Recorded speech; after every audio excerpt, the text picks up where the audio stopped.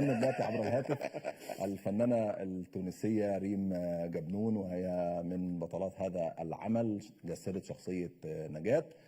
أستاذة ريم أهلا بيك. يا عسلامة مرحبا. نعم، الأستاذ أحمد كان بيتكلم على المشكلة دي، إن أنت لما بتحكي تونسي هو مش بيعرف يعني يفهم الكلام شوية لحد ما بس بترجعي المهم ان تتكلمي انا عربي بعرف تاني. افهم توجيهات المخرج، فدي اهم حاجة.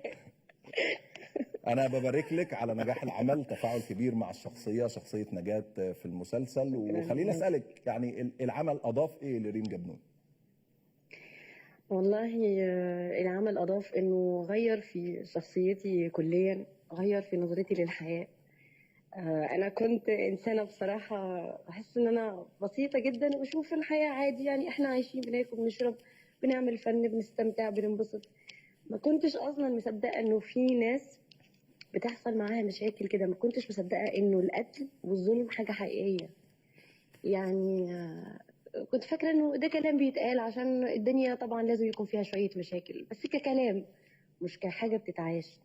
بس بعد التجربة اللي انا عشتها يعني طلع بجد لا، في ثانية قضايا. واحدة، ايه. يعني قبل المشاركة في العمل كانت الصورة عن مصر وعن الأوضاع وإن في شباب بيهرب ومحكومين بالإعدام والكلام ده، الصورة دي ما كانتش واصلة؟ لا، كنت بحس انه اوفر، يعني طب مم. ده كلام عشان الاعلام بيعمله عشان يبقى في حاجة للناس تتفرج عليها وبس، يعني عشان يبيعوا. فهمت؟ عشان يبيعوا فكرة أيوه. ويبيعوا حلقة وبتاع. بس الحقيقة لا.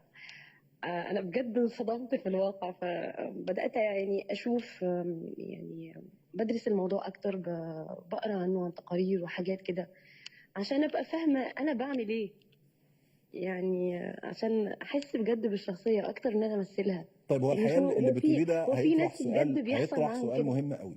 هي يعني فكرة إن إيه؟ الممثل هو مم. بيمثل دور هو مش عايشه، مش مقتنع بيه، ده عادي صح. بيحصل، ولا لازم يكون عاش الدور قوي واقتنع بيه قوي عشان يقدر يوصله للناس؟ هو لازم يعرف الدور ايه ويفهم هو بيعمل ايه، مش مم. انه بيمثل. هو في النهاية مراية، بس المراية المفروض انها بتعكس حاجة حقيقية. مم. فانا مثلا انا مش مصرية ولا عشت التجربة دي ولا اعرف عنها اي حاجة، فكان لازم اشوف حاجات كتير، اقرا حاجات كتير.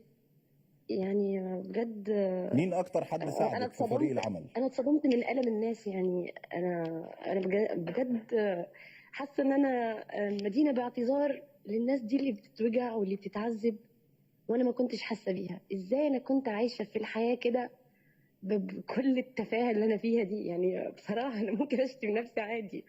ازاي ما كنتش حاسه انه في ناس أم، عندها رساله عايزه توصلها. ناس يعني اتخلقت في الحياه عشان يكون ليها صوت وكلام عايزه تقول، عايزه تنصر الحق وبس. مم. وانا ما كنتش يعني بجد انا ما كنتش عارفه ده. انا حسيت ان انا كنت عايشه على هامش الحياه، بس بعد التجربه دي الحقيقه يعني هي اللي اثرت فيا جدا من كل النواحي. هل ده هيغير نظرتك